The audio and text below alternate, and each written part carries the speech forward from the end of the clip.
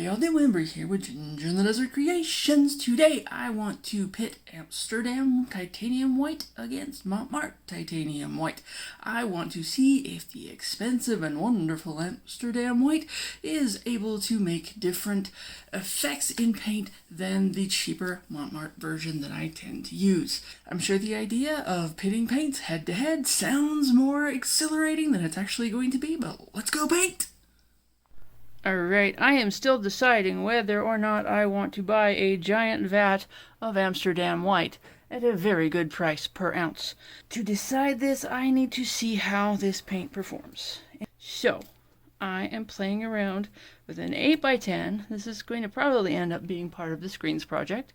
The fabled screens project that I will show you someday. I am going to pour two different wandering straight pours and then kind of just stretch them out and see what I'm happy with. I have to imagine that I should make the center line some kind of color. Otherwise, I may end up with a white gap that I'm very unhappy with in the end. So excuse me while I finger paint. What we are going to do, we have Mont Marte White, we have Mont Marte Black.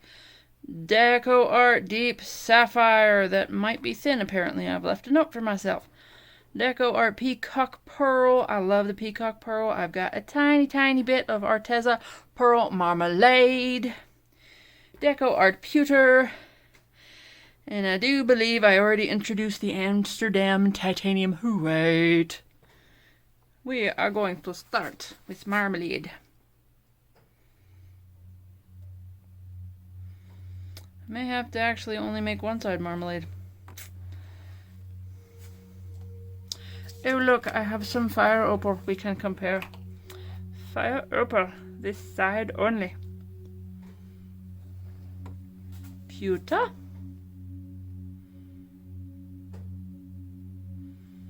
You too. Peacock.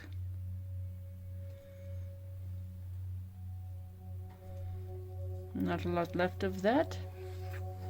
Need to be mixing again. Deep Sapphire. Ooh, goop.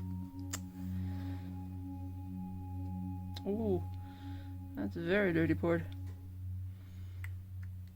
Okay. Loads of Deep Sapphire.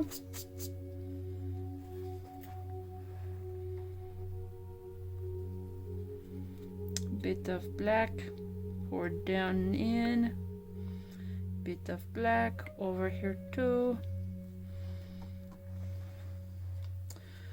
Pour the white. For the most part, dirty pouring it down through. There's the Amsterdam. Let's go with some fire opal.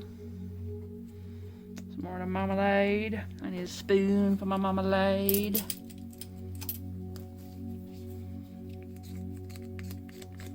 Not very much marmalade. Ooh, look what those cups are doing though. And look at that. That is pretty. Let's see. Pewter, a little bit more.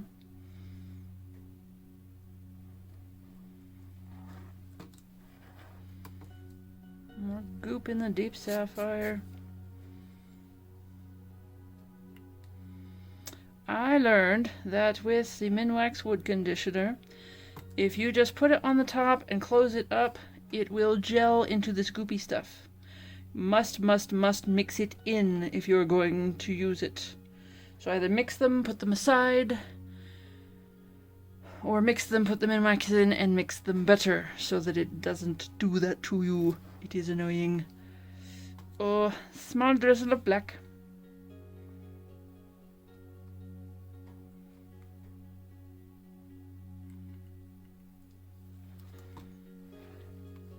Fairly large drizzle of white down through, and we have reached the top.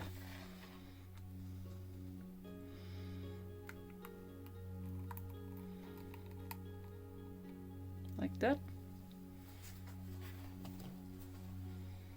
Okay, definitely have more paint than we need. I wasn't really thinking about that. Because this needs about 3 ounces of paint, and we have somewhere close to 6. Oh boy. Are you ready to pour? Close to the canvas. Not moving too quickly.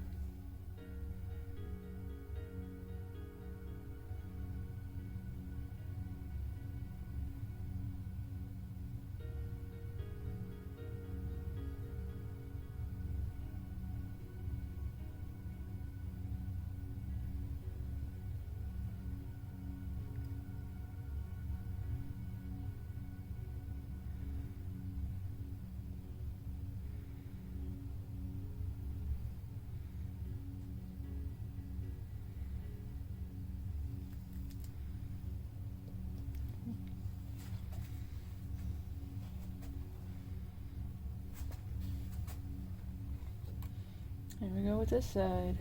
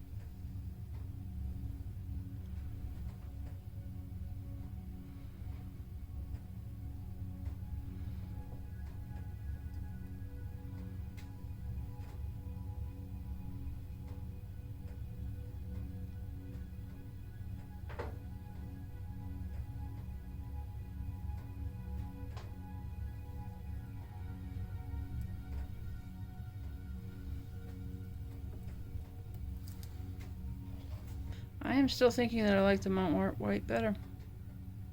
Because you can actually see the Mont Marte White. This kind of looks like the white may have just mixed with everything. And kind of washed it out. All of these look more vibrant. And you can actually see little amounts of that white peeking out and staying as an individual represented color. Where this just kind of looks like it washed itself out all together. It isn't a bad effect, but it still isn't making me excited for Amsterdam White.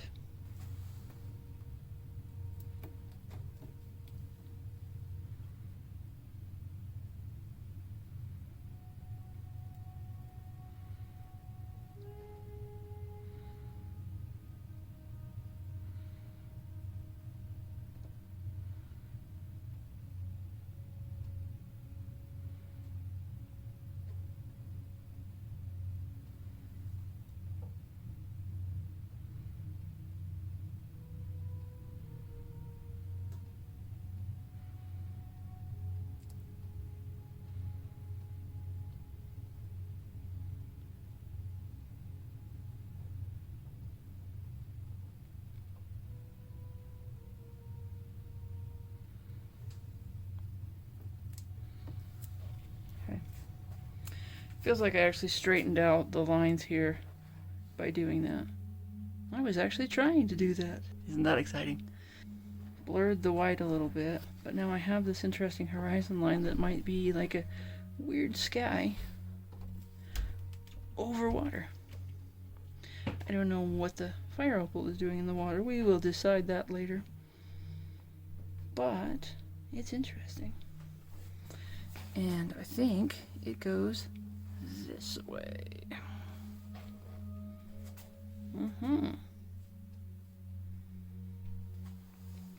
Let's see what it looks like this away just for fun, though. Oh, almost felt like I dropped it. Ooh, that's interesting too. This looks more like land in a weird sky. I may like it better this way. You should always look at both ends. Ooh. Well, I'll leave this one to dry. See what happens.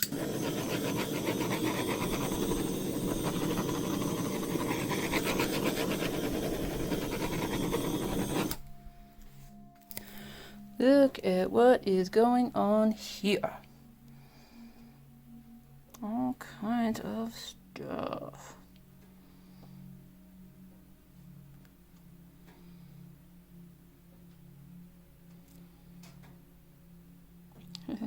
I really like that bright little pop where that peacock pearl is showing through with the white right next to it.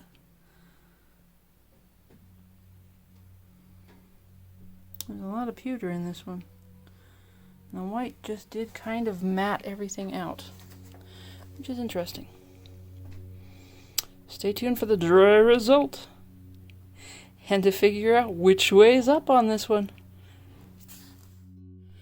Why do I love such dark things? I do not know. But everyone, shake hands with Barren Planet.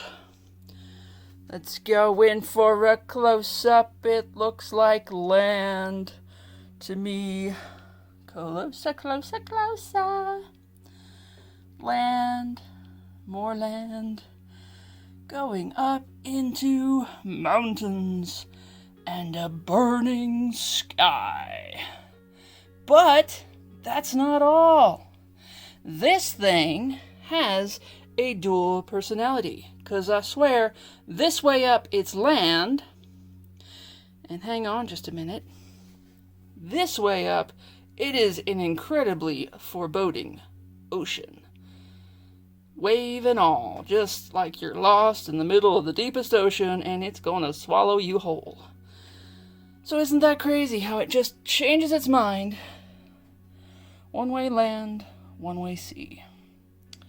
But it is Barren Planet because I like it landwards up. It looks like a little bit of a stretch to be sea this way, even though I do see sea. Spelled differently.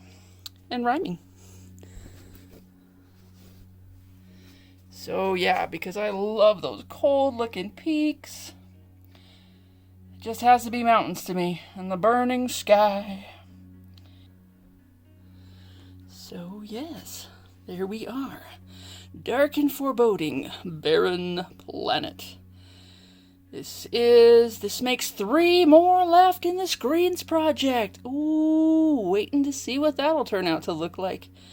Well, it'll turn out to look like a compilation of paintings, but anyway, we'll show you when it's done. Thanks for watching. Comment, like, and subscribe. Bye-bye.